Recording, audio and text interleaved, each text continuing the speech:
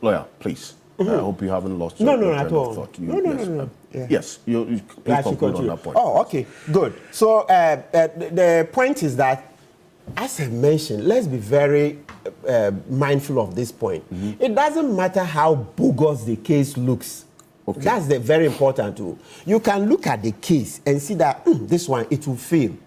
Yeah, very set in your mind, of course, but don't forget to, sometimes they will tell you from experience, the cases in court that you think you don't have a case, you'll be surprised that's the one you win. Then the one you think, oh, everything, this is open and shut, you win it 150%, you end up losing. But that aside, no matter how bogus the case looks like, what has been filed, our law is still that, please, don't ignore it. You go to court. No matter how bogus, it looks like this case will not fly. Because I've seen the Attorney General doing some analysis saying that Honorable Dafiama's case will not, doesn't restrain Parliament. His case is against the ministers who have, those who have been reassigned and not against the approval process. So meaning that his request for the interlocutory injunction against the approval process in Parliament, etc., is neither here nor there. Those analyses, please, that is not law.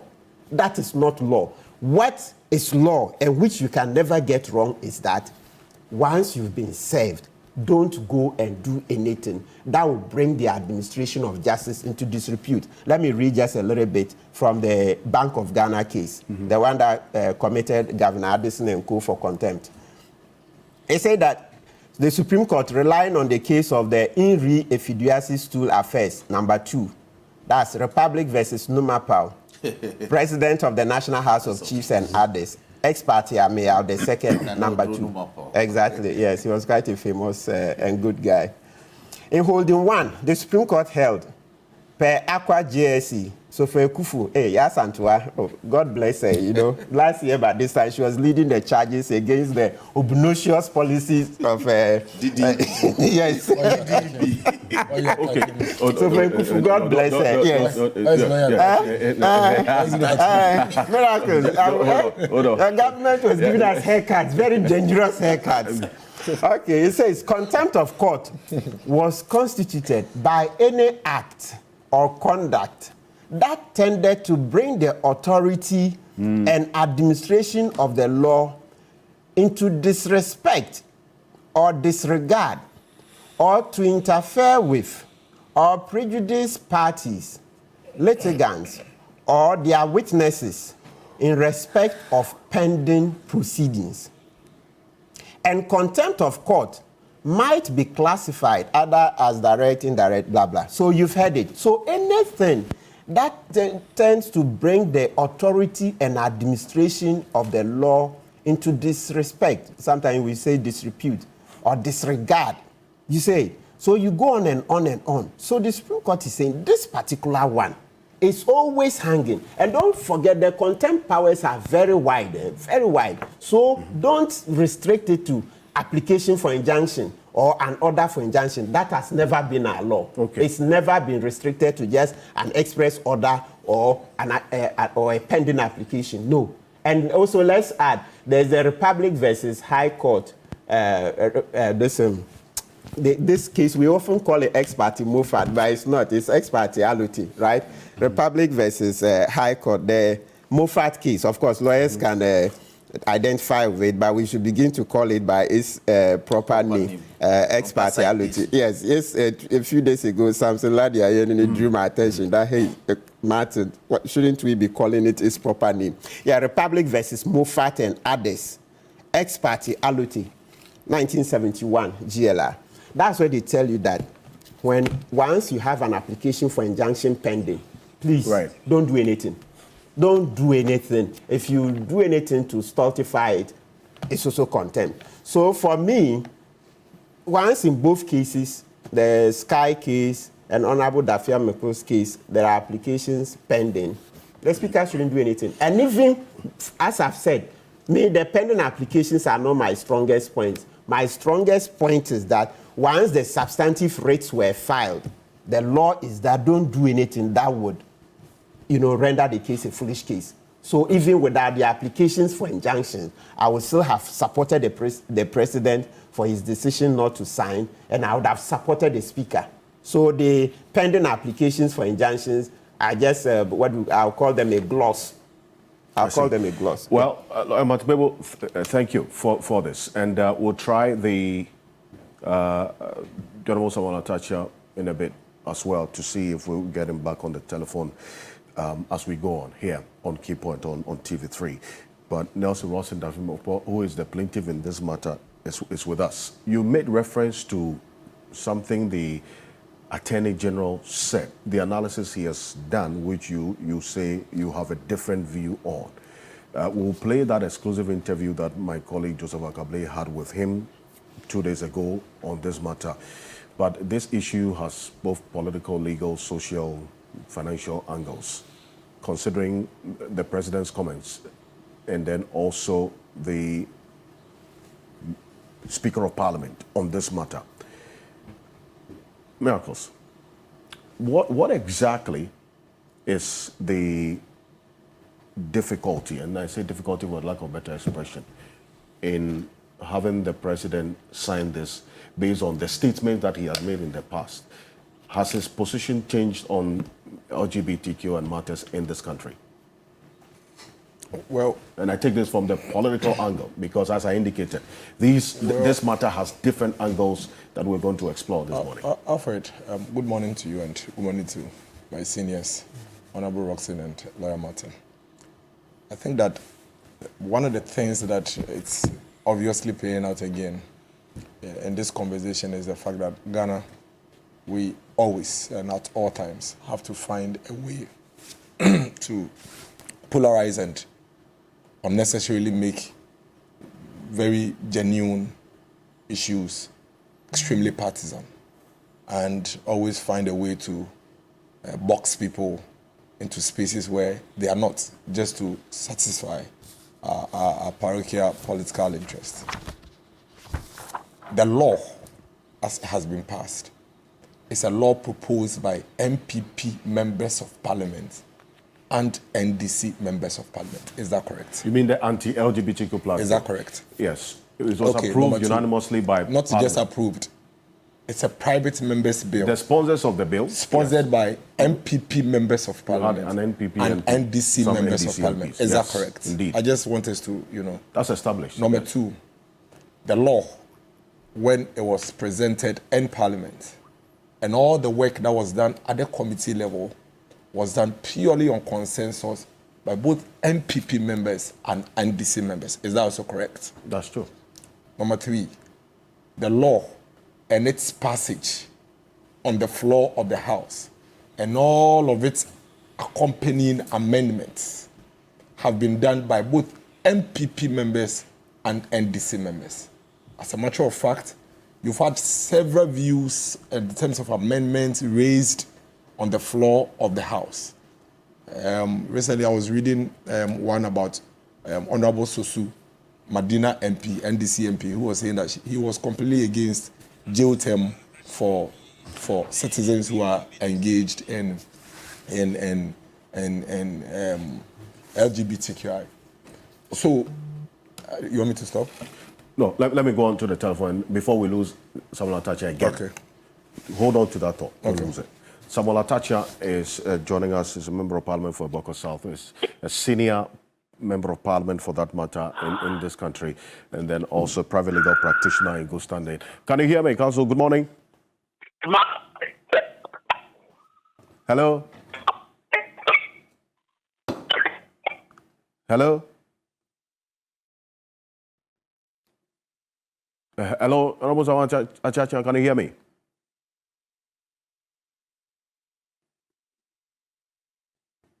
Hello?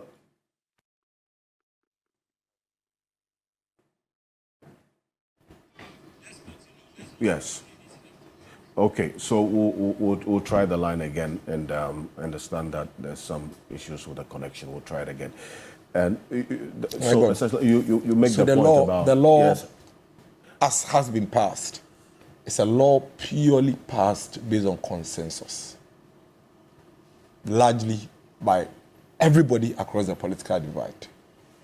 on the floor of the House, there was a complete consensus on the passage of the law. There are members of Parliament who raised issues of amendments in the law, and these amendments were either carried or thrown away. But in principle, nobody from the MPP or the NDC side has been against the passage of the law. That's a fact. And the law has been passed. Approved by Parliament. Yes, approved by Parliament. Then it has to be transmitted to the President for the President to assent to it or otherwise, or raise concerns. Don't forget, when it's transmitted to the President, it is not only assenting to the law. The President can also communicate back to Parliament on areas of concern. A lawyer, I don't know if I'm right. On areas of concern. So it's not as if the whole process ends at the point where Parliament transmits to the President and the only thing left is for President to assent. The President, under the law, is mandated to look at it, and then areas of concern he can write to Parliament and say that I've received the law, but I think that you should look at A, B, C, D. And then Parliament also, under the same law, can look at the concerns and the issues raised by the President and also go back to look at it and get back to the President. So it's a process. But unfortunately, this whole thing of us making it look like the process has ended and that the only thing left at this point is for the President to just sign is wrong. It's erroneous. It's completely misplaced. It's false. That doesn't end there. In between, a citizen of the Republic or citizens of the Republic who also have rights under the same law that other people have utilized to push a private member's bill says, I have concerns with the law that is about to be passed. And if this law is passed in the manner in which it is, because I have read it, and I can bet you about 80% of the people who are making commentary and saying all these things haven't read the law. How do you know that? But I've spoken with people. You cannot say with certain. I can tell you that some of the people that you interview, sometimes ask them if they've seen the law. Ask them. I can tell you. Ask them. Well, I am telling you. You say so. That So 80% of the people that I've spoken to. No, Alfred. I'm telling you, 80% of people I've spoken to haven't read. And I can tell you that several people have not read the law. The law, as it is, in fact, had to even be refined before it's transmitted to the President. And I can tell you there are members of Parliament who haven't seen the final document. It's a matter of fact. Because it will be the clerk who will now sit down, pick all the conversations and amendments that have been approved and finalize, clean it up. It's a process. Clean it up before it's submitted. So even members of Parliament may not have seen the final cleaned up law. And so they might have heard or seen drafts, which some of the things may even have been removed in the process of the discussion. So the final document itself, a lot of people haven't seen it. Then it goes to the President. When it goes to the President... That's why the President at the time he was speaking to the diplomatic community said the bill is yet to reach the table after the number of days of approval by Parliament. Exactly. So I think that's procedural. So in the process, somebody has taken it to court. Now the Attorney General tells the President that, listen, there is a case pending in court on this matter. What it means is that you cannot go ahead and do anything about this matter until the case is determined. Then the President, through the Secretary, decides to proactively write to Parliament and say that based on the knowledge of this case in court, I'm of the view that you should hold on to the processes before it gets to you. Because you see, there are specific timelines and tentatives and the process. If you transmit from Parliament to me, I have a certain timeline to do certain things. Is that not the case? Yeah. I think it's a very simple matter. The President reserved the right under the law to write to Parliament. Parliament reserves the right under the law to write to the President. I've seen letters from previous governments all the way from Rawlings writing letters through the Secretary of the President to the Clerk of Parliament. I've seen the Clerk of Parliament write letters to the President through the Secretary. And so as I sit here right now, if Lawyer Martin Kpebu and I are in a matter and I am served and I assumed that maybe Lawyer Martin Kpebu may not have seen the notice. There's nothing wrong if I draw his attention to the notice that I am privy to, because Parliament may not have seen that notice. And so if the President say that I have seen this, and I think that based on that, I am requesting or I am asking that we halt the process until it is determined. I don't know why we are making so much fuss out of it. That's my view. Because you may not have seen that notice, and you could take an action that could be prejudicial to the processes that are going on in court. So it was a simple, proactive, under the law action by the President through the Secretary. Then it gets to Parliament. Then when it gets to Parliament, you have a Speaker of Parliament who was out of town. He wasn't in town. He had traveled. Had to rush back to Parliament simply because of this. Comes to sit in the seat and say that, well, because you have written to me and asked me not to do something, I find it, is it disrespectful? And so because of that, I am also not going to do something that needs to be done for the state to have a smooth run. And then the next day, he flies back out of the country to go and continue whatever he was doing there. It's fine. And the simplest description to it is the tit for tat. I want to show you where power lies. Well, because you just heard, it's not just about I'm making an inference. I'm making an inference. The law. Don't forget, and I'll leave that one to Honorable Atachia and the MPs. I won't go there. I won't pretend as if I understand the processes in Parliament. But at least my little reading tells me that on the floor of the House, the Speaker doesn't determine what, the decisions that Parliament makes. It is the members of Parliament who make that decision. So you could have left it to the members of Parliament to rise and discuss and say, because of this, we are also not going to pass. But the Speaker of Parliament on his own, gets up and say, I am not going to allow Parliament to run simply because I feel that there's an error somewhere. That is quite problematic. But I will leave that to the lawyers and the members of Parliament to determine. Now, let us also correct this falsehood and this misrepresentation. The President of the Republic has been quite emphatic on his position on LGBTQI. He has said it everywhere, publicly. I do not support anybody engaging in gayism. I am not a gay. I love women. Honorable Roxanne Dafiamekpo and 100 or 1,000. We love women.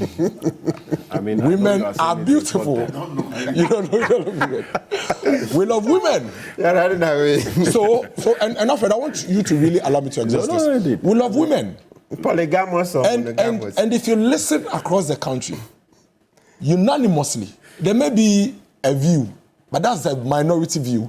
There are few people who advocate for some of these things. Mm-hmm. But really, generally, our traditional system, I am from Latte, we have a Konedi, we have all, fetishes across. They do not support gayism. Islam doesn't support gayism. I am a Christian. I am a devout Methodist. I do not support gayism.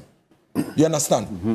So nobody should ever create an impression. A politician and being devout. Nobody should ever create that impression that there is somebody at this point, either from the NDC or the MPP, that supports gayism.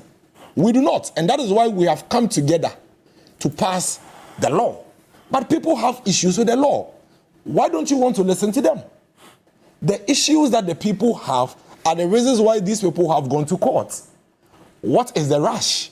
Why don't you allow these people to also have a fair hearing in this conversation where they say, listen, and I've read most of the writs from Richard Sky and all those who went earlier than Richard Sky. They are not against the passage of a law. They are against specific areas of the law. So why? Idleness. All of a sudden, I raise concerns about aspects of the law, and you want to tell me that I support gayism? Do you know how much women mean to me? Do you know how much I adore and appreciate women and the things that they bring to us as men? Honorable Dafiamekpo and I, as politicians, do you know the stress we go through from morning till evening, even midnight, you are sleeping at 1 a.m. and you are receiving phone calls from constituents. The only thing in this world that calms our nerves and reduces our stress and ensures that all these things do not knock us out of the face of this earth earlier than God has given us is women. Because ultimately, when you go home to your woman, that peace of mind that the woman gives you, I don't think Honorable Martin Kpebu can give me. And there is no way that I will have any interest whatsoever in Honorable Martin Kpebu. But Alfred, the medical people and the doctors tell us that through no fault of some people, and I'm choosing my words carefully, through no fault of some people, they may have some biological and hormonal imbalances that sometimes knock them into this unfortunate, despicable, sinful act of a man having some emotional sentiment or sexual sentiment for another man. Then they come back to tell us that there is a cure. And then there is a way to cure these people medically so it can get them out of it. Now, think about this. If the doctors confirm this, and you, Alfred, unfortunately, you have a cousin of yours or a nephew of yours who finds himself in this hormonal imbalance situation and begins to show signs of having sexual connection with another man or a girl having for another girl at the age of 13 or 14, your single responsibility as a family member is to take him, help him, take him to a facility and get a cure for him. But this is a social disorder and a medical disorder. You know, there are two lines. So there are some people that are not medical disorder. In fact, right now in the world, there are some who are even trading it. There are some people who get into this simply because they think there's money in it. So we cannot assume that everybody is a victim. Don't forget also that there are perpetrators. People who are like that and who are luring our children and our family members into this. Please. So there are multifaceted approach in dealing with this situation. So if somebody says that you are passing a law that says anybody that is found in this should be jailed, and the person says, I have a problem with it, let the person speak. Because that person knows that he may find a family member or a friend in that situation that he could help that person, and doesn't want that family member to be thrown into jail when he really, genuinely could find a solution for that person. Why don't we want to allow anybody to have that conversation? Why? Why should we say that? Why should we say that if you make that point, I'm miracles, I make this point, then I'm gay? That's absolute nonsense. Well, I am not gay. Wait, Alfred. I do not support gayism. Let me land on this, then yes, you can ask me. I do not support gayism. I am not gay. I am not a supporter of anybody that promotes gayism. But I am against a situation where you think you can speak, but other people cannot speak. Those who are in court have the same rights as every other person that is making a point. Don't we have professors, renowned professors that we have held in very high esteem over the period, making comments about this? And then all of a sudden, the thing is in court. The president says that because the thing is in court, I have been advised by the Attorney General that we should hold on. How does this make the president a supporter of gayism? Okay.